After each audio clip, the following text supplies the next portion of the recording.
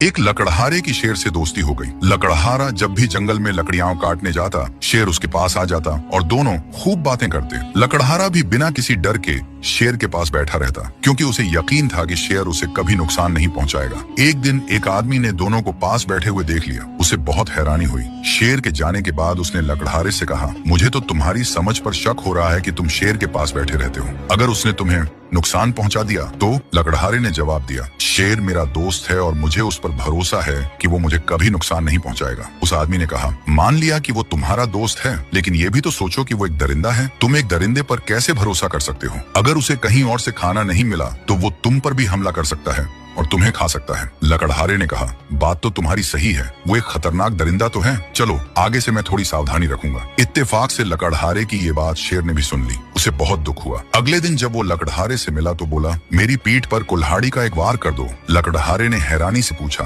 पागल हो गए हो क्या? मैं तुम पर क्यों वार करूंगा? लेकिन शेर जिद करता रहा, नहीं, तुम एक वार करो। मजबूरी में लकड़हारे ने उसकी पीठ पर कुल्हाड़ी से एक वार कर दिया। शेर को गहरा घाव लगा, लेकिन वो चुपचाप वहां से चला गया। इस घटना के बाद भी शेर उसी तरह लकड़हारे से मिलता रहा और उसका जख्म धीरे धीरे बढ़ता गया। जब जख्म पूरी तरह ठीक हो गया और उसका निशान भी मिट गया तो उसने लकड़हारे से कहा, देखो, तुमने कुल्हाड़ी से जो जख्म दिया था वो अब बिल्कुल ठीक हो गया है, उसका कोई निशान भी नहीं बचा। लेकिन उस दिन तुमने मुझे दरिंदा कहकर और मेरी दोस्ती पर शक करके अपनी जुबान से जो जख्म दिया था वो आज भी ताजा है। लकड़हारा शेर की ये बात सुनकर बहुत शर्मिंदा हुआ और उसने वादा किया कि आगे से वो कभी ऐसा कुछ नहीं कहेगा जिससे किसी का दिल दुखे। आज हम सबको भी अपना खुद से हिसाब करना चाहिए कि हमने अपनी जुबान से कितनों को तकलीफ दी, कितनों का दिल दुखाया और कितनों को बेइज्जत किया। हम तो कहकर भूल जाते हैं, लेकिन कभी कभी हमारे बोले हुए कुछ शब्द किसी की जिंदगी तबाह करने के लिए काफी होते हैं। खुदा के लिए लोगों को अपने शब्दों के तीरों से जख्मी मत कीजिए। आप अपनी बात बिना ताना मारे